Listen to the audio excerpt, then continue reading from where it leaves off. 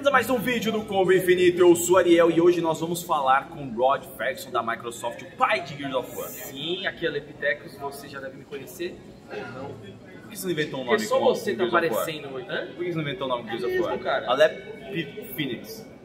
Alep Marcos. É. Nós vamos falar com o Rod, coisas muito bacanas também. Sim. A entrevista foi bem legal. Essa entrevista foi feita. Eu curti pra caramba, porque o Rod é uma das pessoas mais pedidas. É verdade, aqui na no Brasil. BGS. Ele tá fazendo o Deivão.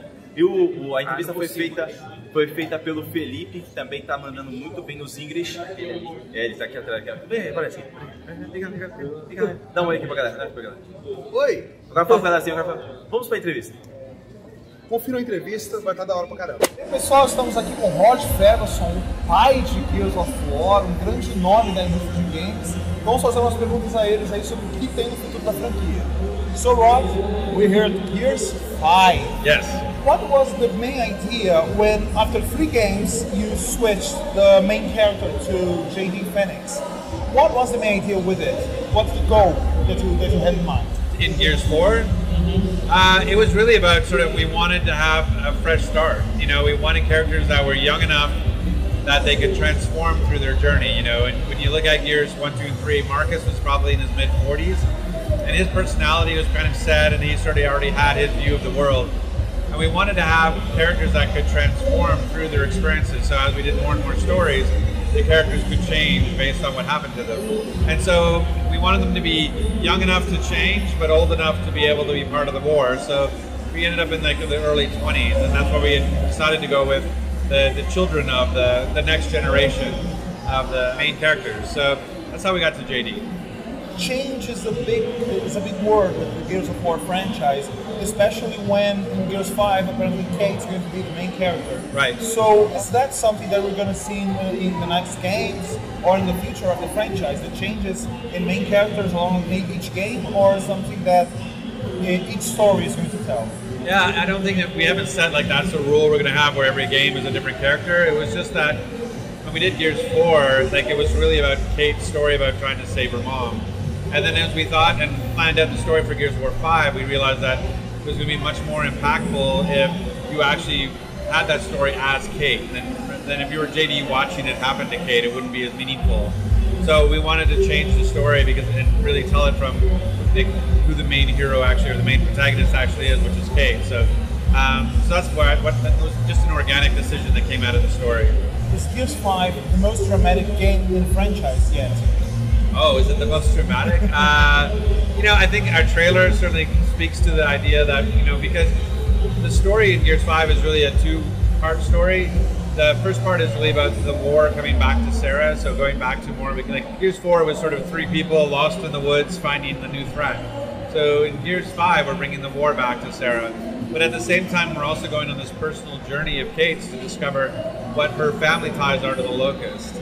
So I think that going through that personal journey with her is probably more dramatic than the other ones, yeah. In Gears 5, there's going to be Kate, there's going to be the JD, there's going to be the same characters that we saw in Gears 4. We will see them going through changes as well.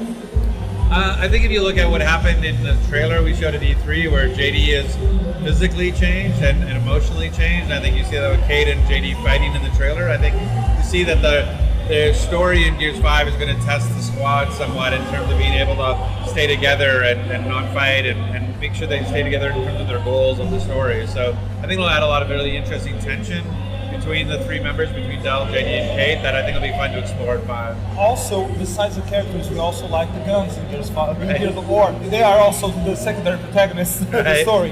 And we saw Kate in the trailer using a melee weapon. Yeah. Okay. What can you tell us about that mechanic? What we can expect in Gears 5? I mean, you see it play out in that trailer, that basically the Warden, we have a new enemy called the Warden who dual wields these a 4-bladed or cross-bladed axe. And if you defeat the Warden, you can pick up the axe and then you can use it like a club to fight other monsters and other creatures. So it's one of those things that we feel like melee has always been underserved in the Gears of War. And this is something now with this type of weapon we can lean into and make more interesting. Also about the symbol, the logo of Gears of War. Yeah. We saw it from ice to melting and from left to right. Yeah. Is that a symbol as to the changes between JD and Kate? or is it something that we are going to see in the story? Yeah, I think it's a little bit to do, it's about contrast, right? And that we wanted to have a symbol, like normally the omen is 8 teeth and this has got 5. And so we wanted to use the 5 teeth to kind of speak to Gears of War 5. And the ice was just part of like that transition between the ice and the stone or the sand is like, it's just sort of this contrast between the light and the dark. And so this idea of like, what is Kate going through and whether she's in the light or the dark is going to be part of what you learn through the story. And beautiful shirt, by the way. Oh, thanks. There was something that people here kept asking that was Rod in Brazil. Did that Moses reached you?